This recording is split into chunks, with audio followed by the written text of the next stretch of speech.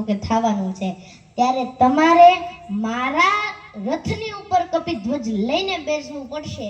એટલે પછી હનુમાનજીએ કીધું હા હું ધ્વજ લઈને તો ઉપર બેસી જઈશ, પણ મારી એક શરત છે. તો કે બોલો. તો કે હું સત્સંગ વિના રહી શકું નહીં. હનુમાનજી મહારાજ સતત 3 કામ કરે છે.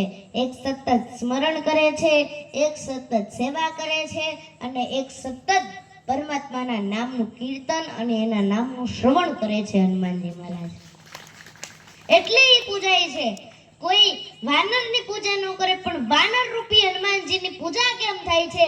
તો કે એને પોતાનું જીવન નિસ્વાર્થ ભાવે જો રામમાં સમર્પિત કરી દીધું, એમ આપણે કોઈના જીવનની અંદર નિસ્વાર્થ ભાવે સમર્પિત થઈ જાય તો આપણા પણ નામ સુવર્ણ અક્ષર ઇતિહાસમાં લખાઈ જાય છે.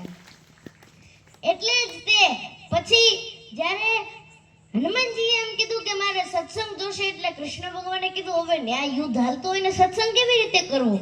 તમારા ભગવાન રામ કરાવતા હતા. ત્યારે હનુમાનજી કે હા અમારે ભગવાન ભેગા ભેગા યુદ્ધ કરતા હતા, સત્સંગ કરાવતા હતા. એટલે પછી કૃષ્ણ ભગવાને કીધું કાંઈ વાંધો નહીં, હવે સત્સંગ કરાવશું. અને કોક સંત એવું કહે છે કે અર્જુન તો કેવલ બાના થા, ગીતા સુનાના તો હનુમાન કો થા. માટે આપણે આપણા જીવનની અંદર હનુમાનજીમાંથી 3 ગુણ લેવાના છે કે કોઈ પણ પરિસ્થિતિ થાય, જેના પણ માટે આપણે સમર્પિત થયા હોય એનો ક્યારેય સાથ ન છોડવો. બીજું, ક્યારેય પણ અહંકાર, ક્યારેય પણ અહમ ન રાખવો, કારણ કે અહમ છે એ જિંદગીનો સહમ કરી નાખે છે. માટે ક્યારેય પણ અહંકાર ન રાખવો. અને ત્રીજું કે હંમેશા ભગવાનના દાસ બનીને રહેવું, તો તમને જીવનની અંદર કોઈ નહીં ટોકી શકે.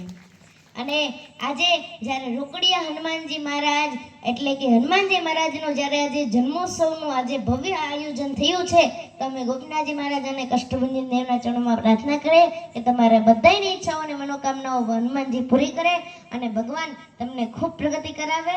અને સાથે સાથે ભગવાન આ ગામની અંદર આવા સુંદર મજાના ધાર્મિક પ્રસંગો કરાવતા રહે, એવી અમે ગોપીનાથજી મહારાજ અને કષ્ટભંજન દેવના ચરણોમાં પ્રાર્થના કરીએ. બોલીએ રોકડિયા હનુમાનજી મહારાજ કી.